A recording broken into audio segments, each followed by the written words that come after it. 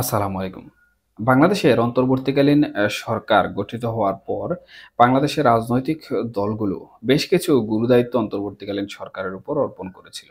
এর মধ্যে সবথেকে গুরুত্বপূর্ণ যে দায়িত্বটি সেটি হচ্ছে দেশের গণতন্ত্র পুনরুদ্ধার করে দেয়া এবং এর ফলাফলস্বরূপ একটি অবাধ ও সুষ্ঠু নির্বাচন উপহার দেয়া।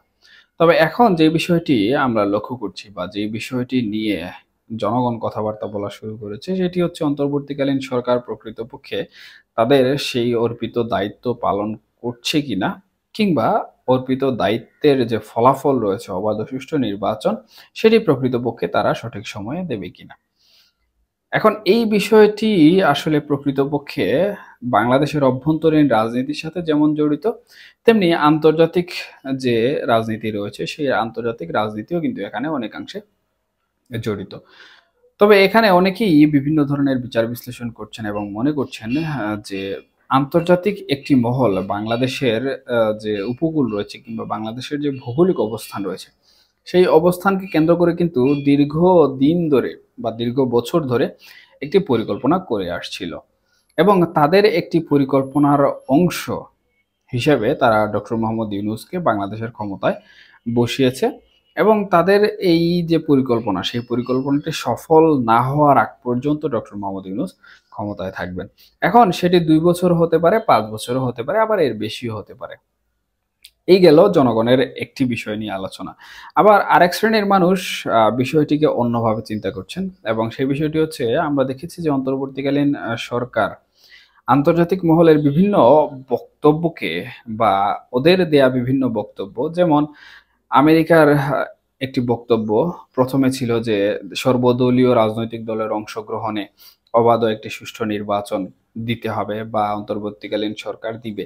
এর পরবর্তীতে কিন্তু আমরা লক্ষ্য করলাম যে আমেরিকার এই বক্তব্য কিন্তু অনেকটাই পরিবর্তন হয়ে গেল এবং সেটি হয়ে গেল দেশের জনগণ যেটি চাইবে সেটি হবে।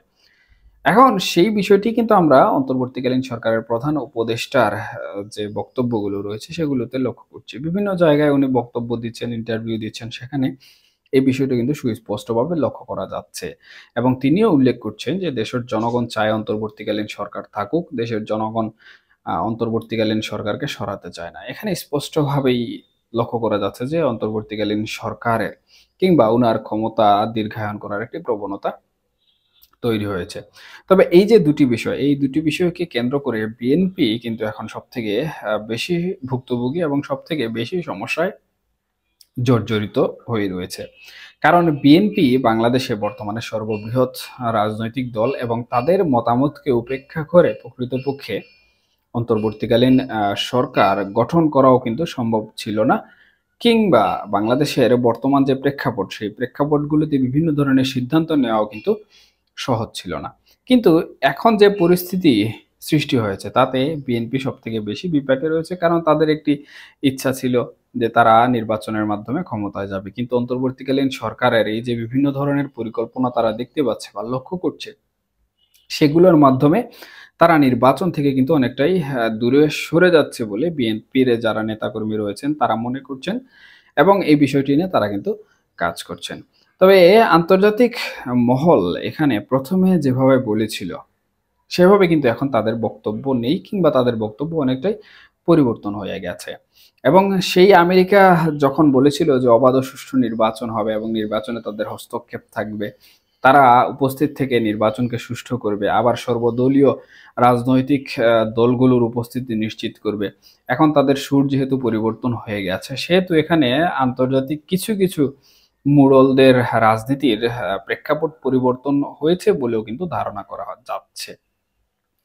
তবে কিছু কিছু মুরলের ধারণা যেটি করা হচ্ছে, কিছু কিছু মুরলের মত পরিবর্তন হলেও বিশ্বের মধ্যে আরো কিছু মুরল বা পরাশক্তি রয়েছেন, হ্যাঁ, যাদেরকে বিভিন্ন দেশ কিন্তু ভয় পায় বা বিভিন্ন দেশ এখন পর্যন্ত মুরল হিসেবেই মানে। এর মধ্যে অন্যতম একটি পরাশক্তি হচ্ছে রাশিয়া। এবার সেই রাশিয়া কিন্তু বাংলাদেশের নির্বাচন কবে হবে এই বিষয়টি নিয়ে কিন্তু প্রশ্ন উঠিয়েছে। যদিও বাংলাদেশ প্রসঙ্গে রাশিয়া কোনো ধরনের বার্তা, কোনো ধরনের কথাবার্তা বলেনি। আমরা দেখেছি যখন রূপপুর পারমাণবিক বিদ্যুৎ কেন্দ্র যেটি রয়েছে, শেখ হাসিনার আমলের একটি প্রকল্প। সেই প্রকল্প নিয়ে যখন প্রথম অবস্থায় ৫ই আগস্ট পরেই যখন শেখ হাসিনা সহ এই প্রকল্পের সাথে রাশিয়ার রসাটম যুক্ত রয়েছে বলে একটি প্রতিবেদন সামাজিক যোগাযোগ মাধ্যমে গণমাধ্যমগুলো প্রকাশ করেছিল কিংবা গণমাধ্যমগুলো প্রচার করেছিল, তখনই আমরা লক্ষ্য করেছি যে এখানে আমেরিকাকেও ছাড় দিবে না কিংবা এ ধরনের দুর্নীতির সাথে রসাটম কোনোভাবে জড়িত নয় বা রাশিয়া কোনোভাবে জড়িত নয়। যদি এই বিষয় নিয়ে বাড়াবাড়ি করা হয় তাহলে এখানে আমেরিকা হলেও তারা ছাড় দিবে না। এই ধরনের একটি বক্তব্য তারা দিয়েছে বা পাল্টা জবাব দিয়েছে। এর পরবর্তী থেকে কিন্তু বাংলাদেশের অন্তর্বর্তীকালীন সরকার রাশিয়াকে জড়িয়ে এই বিদ্যুৎ কেন্দ্র নিয়ে বা এই প্রকল্প নিয়ে কোনো ধরনের কথাবার্তা বলেনি। এখানে শেখ পরিবার, শেখ হাসিনা এবং অন্যান্য এমপি মন্ত্রীদের নিয়ে বিভিন্ন ধরনের নিউজ কভার করেছে, মামলা-টামলা করেছে। এরপরে আমরা যে বিষয়টি দেখলাম, রাশিয়া কিন্তু কোনো ধরনের কথাবার্তা বলেনি। যদিও রাশিয়া এবং ইউক্রেন দীর্ঘদিন যুদ্ধ চলমান রয়েছে, যার ফলশ্রুতিতে আন্তর্জাতিক পরিমণ্ডলে কি হচ্ছে না হচ্ছে এই বিষয়গুলি নিয়ে আসলে রাশিয়ার প্রশাসন তেমন একটি মাথা ঘামাচ্ছিল না। কিন্তু এখন বিএনপির মহাসচিব মির্জা ফখরুল ইসলাম আলমগীর উনি কিন্তু রাশিয়ার হাই কমিশন যেটি রয়েছে বাংলাদেশে, রাশিয়ার দূতাবাস, সেখানে কিন্তু উনি আহ, গিয়েছেন এবং রাশিয়ার হাই কমিশনারের সাথে উনি একটি সাক্ষাৎ করেছেন এবং সেই সাক্ষাতে বিভিন্ন ধরনের কথাবার্তা কিন্তু উনি বলেছেন। সেই কথাবার্তা বলার প্রসঙ্গ বা উনি যাওয়ার মুখ্য উদ্দেশ্যই হচ্ছে কিন্তু রাশিয়া ভিত্তিক উনাদের একটি সম্পর্ক তৈরি করা। ইতিমধ্যে আমরা দেখেছি যে বাংলাদেশের উপকূলে কিন্তু আমেরিকার একটি আধিপত্য তৈরি হতে শুরু হয়েছে। সুতরাং এই যে ভারতের চীনপন্থী একটি সখ্যতা ছিল, সেই সখ্যতা কিন্তু এখন আমেরিকা কোনোভাবে মেনে নেবে না কিংবা আমাদের পার্শ্ববর্তী দেশ ভারত যেটি রয়েছে সেটিও কিন্তু কোনোভাবে মেনে নেবে না। যার ফলশ্রুতিতে এখন বিএনপিকে যদি ক্ষমতায় আসতে হয় বা নির্বাচন করতে হয় তাহলে বিকল্প একটি সক্ষতার প্রয়োজন এবং এই পরাশক্তিগুলোর বিকল্প শক্তি কিন্তু বর্তমানে রাশিয়া। যার ফলশ্রুতিতে উনি কিন্তু রাশিয়ান হাই কমিশনারের সাথে সাক্ষাৎ করেছেন এবং সেখানে যে সকল তথ্য উপাত্ত এসেছে সেখান থেকে এর মধ্যে একটি কুটেড বিষয় হচ্ছে রাশিয়ান হাই কমিশনার অফিসিয়ালি যে বিষয়টি জানতে চেয়েছেন সেটি হচ্ছে বাংলাদেশে অন্তর্বর্তীকালীন সরকার যারা রয়েছে বা অন্তর্বর্তীকালীন সরকার যে দায়িত্ব পালন করতে এসেছিল গুরু দায়িত্ব, সেই গুরু দায়িত্ব কবে পালন করবে, অর্থাৎ নির্বাচন কবে দিবে।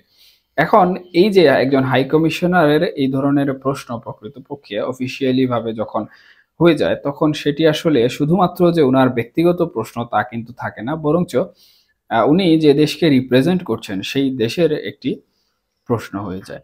এখন প্রকৃতপক্ষে রাশিয়া বাংলাদেশের যে নির্বাচন হবে সেই নির্বাচনে হস্তক্ষেপ করবে কিনা এই বিষয়টি নিয়েও কিন্তু নানা ধরনের প্রশ্ন ওঠা শুরু হয়েছে।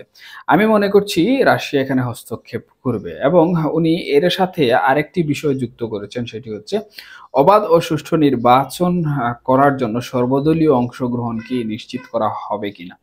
এই যে প্রশ্নগুলো, এই প্রশ্নগুলো কিন্তু যেমন বিএনপির জন্য অনেকটাই লাভজনক, ঠিক একইভাবে আমি মনে করছি বাংলাদেশ আওয়ামী লীগের জন্য কিন্তু অনেকটাই লাভজনক।